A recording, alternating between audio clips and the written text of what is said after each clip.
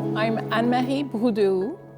I studied at the minimum cost housing for my master's from 1992 to 1995. I have been professor of design at the School of Design at the University of Quebec at Montreal, UQAM, for 22 years. And I can say that my passage here at the minimum cost was really defining for my career.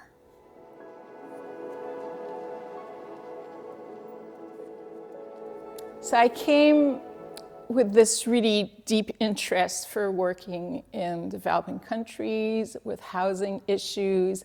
I had worked in Ethiopia, and I was open to the world. I was interested in everything. So it took me forever to pick a topic for my research. And Vikram was a little bit annoyed with me. And we ended up, since we were working on the Housing a Billion project in Beijing, and this project was, McGill's involvement with the project was going to be long running.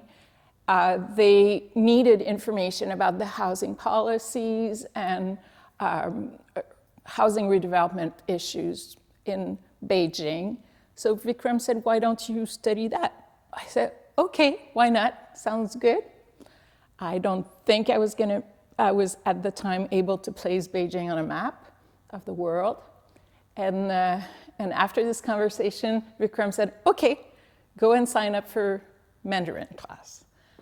And so this was the beginning of a very long journey, a very long involvement with China. So about probably for 15 to 20 years, I was involved with the redevelopment of the city of Beijing. The Olympics arrived, so my focus began shifting towards the Olympics.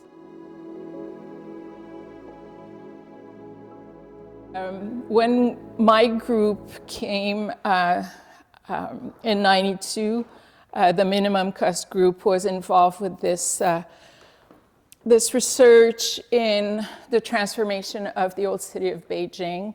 The traditional urban fabric was being renovated, let's say bulldozed, to make room for higher density housing.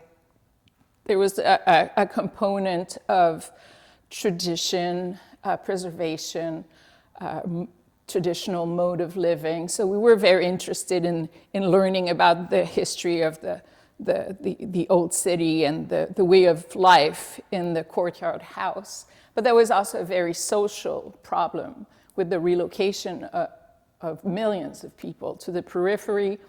And the intent was to try to find an alternative to courtyard housing that would offer higher quality of life, but try to keep people on the site rather than having them shipped out to the periphery.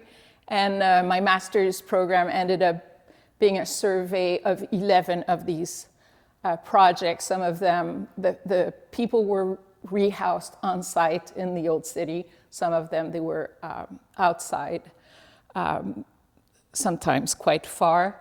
And so when I went for my PhD, I just continued on this issue.